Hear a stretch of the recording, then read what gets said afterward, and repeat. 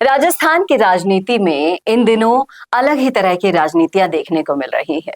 एक तरफ हैं नरेश मीणा और उनके समर्थक जो दबाव की राजनीति करने में, लठ वाली राजनीति करने में विश्वास रखते हैं, तो दूसरी तरफ है रविंद्र सिंह भाटी और उनके समर्थक जो अच्छे से जानते हैं कि किस तरीके से जनता के दिल पर राज करना है और किस तरीके से सत्ता में सरकार को टक्कर देनी है। तो आज इस वीडियो में हम यही बात करने वाले हैं कि राजस्थान की सियासत में नरेश मीणा के लठ वाली राजनीति चलेगी या फिर रविंद्र सिंह भाटी के लव वाली राजनीति।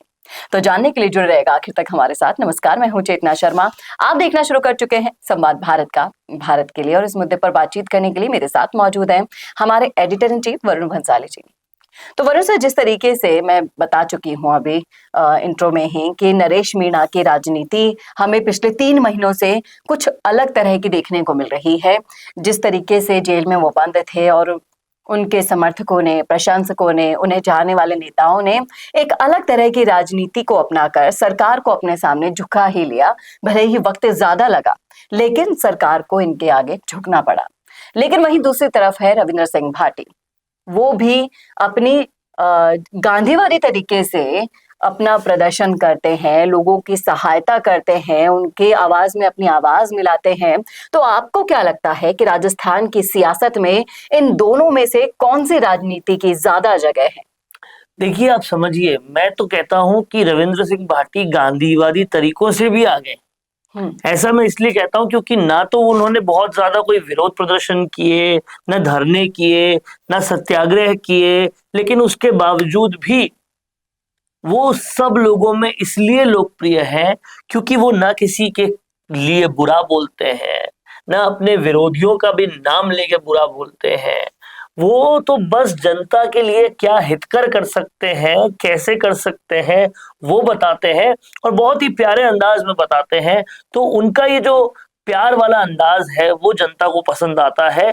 और अगर हम राजस्थान के फ्यूचर की राजनीति की बात करें तो राजस्थान में जो युवा उम्र के नेता आए हैं उनकी बात की जाएगी, और उनमें ये 2 नेता अपने आप में नॉर्थ पोल और साउथ पोल वाला काम करते हैं।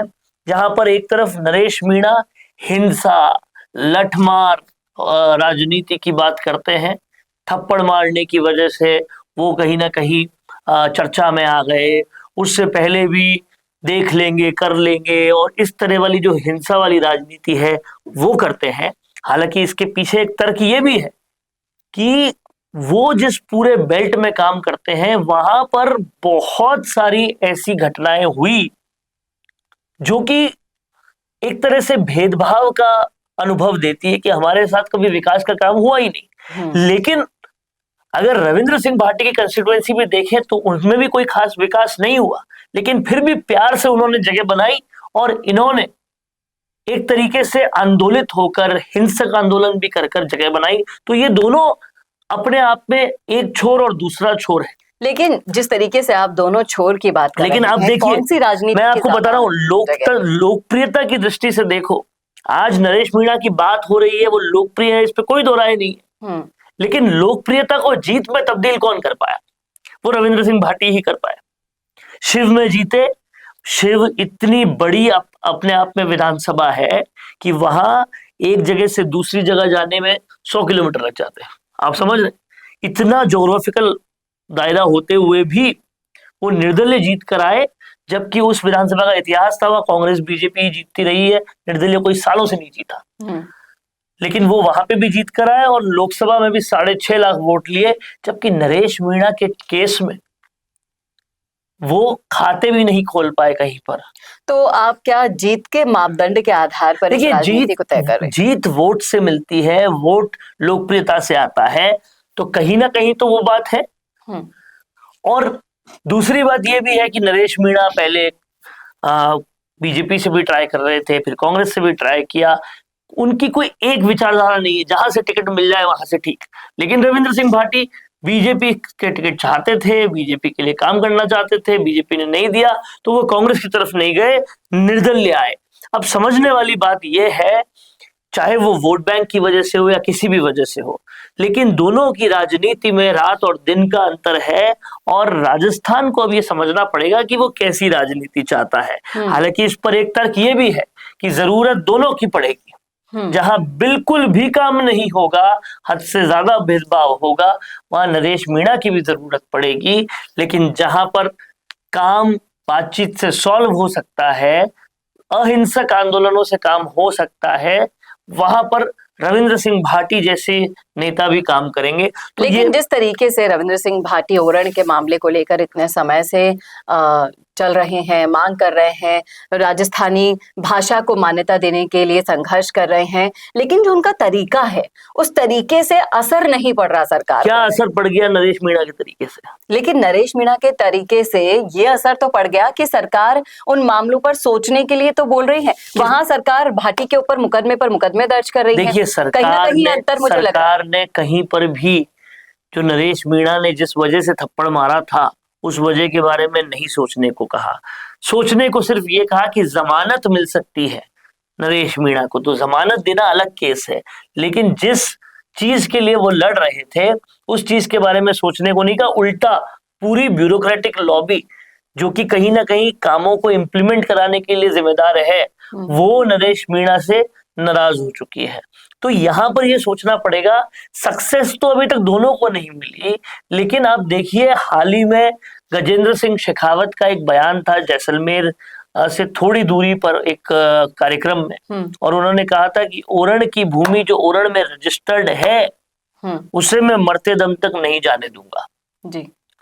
लेकिन उनका ये कहना था कि बहुत सारी ऐसी भूमि है जिनको आम जनता ओरण में मानती तो है, लेकिन वो कागजों में ओरण पर नहीं है। तो या तो आप मेहनत करके उसको कागजों में करवाओ रजिस्टर, जो कागजों में ओरण पे नहीं है उसे कैसे हम छुड़वाएंगे।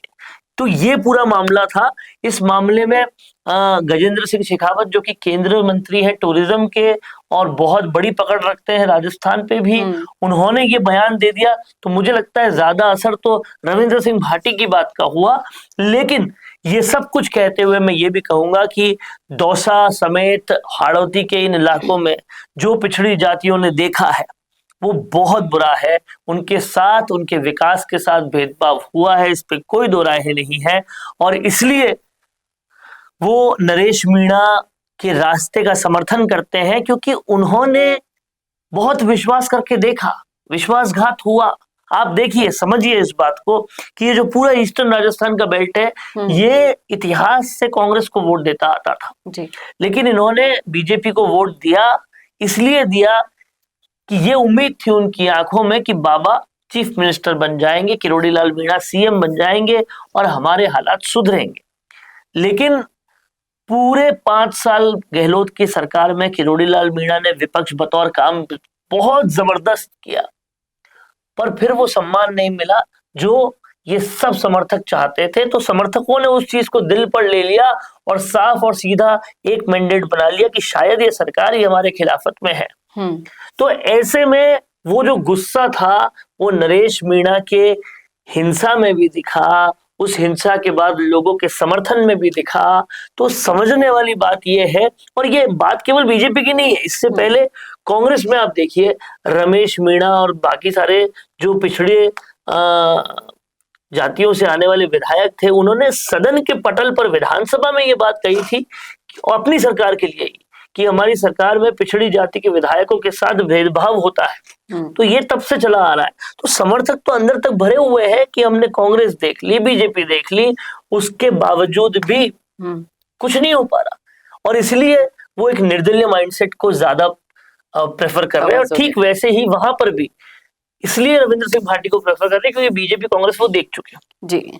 तो ये तो थी हमारी राय। हमें लगता है कि राजस्थान के राजनीति में इन दोनों तरह की राजनीतियों की जरूरत है। एक तरफ जहां जरूरत पड़े तो नरेश मीणा की लठ वाली राजनीति भी होनी चाहिए, वहीं दूसरी तरफ रविंद्र सिंह भाटी की लव वाली राजनीति भी होनी चाहिए। आप इन दोनों में से किसके पक्ष में है, रखिएगा जरूर अपनी राय कॉमेंट बॉक्स में। कैसा लगा वीडियो बताना न भूलिएगा, और ऐसे और वीडियोज के लिए देखते रहिए संवाद भारत का, भारत के लिए। नमस्कार। चाहे गुर्जर समाज हो या फिर मीणा समाज, जाट हो या फिर राजपूत समाज या फिर हो राजस्थान का कोई भी समाज। अब राजस्थान संवाद लाया है इन सभी समाजों से जुड़े हुए वो फैक्ट्स और वो जानकारियां जो आपके जनरल नॉलेज को भी बढ़ाएगा और आपके कंपटीशन एग्जाम्स में भी काम आएगा, क्योंकि इन वीडियोस में होंगी सामाजिक, ऐतिहासिक और रोचक फैक्ट्स और जानकारियां। तो अगर आप भी बढ़ाना चाहते हैं अपनी जीके और जानना चाहते हैं अपने इतिहास के बारे में छुपे हुए वो फैक्ट्स, तो ज्वाइन कीजिए राजस्थान संवाद का मेंबरशिप प्लान। ज्यादा जानकारी के लिए डिस्क्रिप्शन में विजिट कीजिए और दिए गए नंबर पर कॉल कीजिए।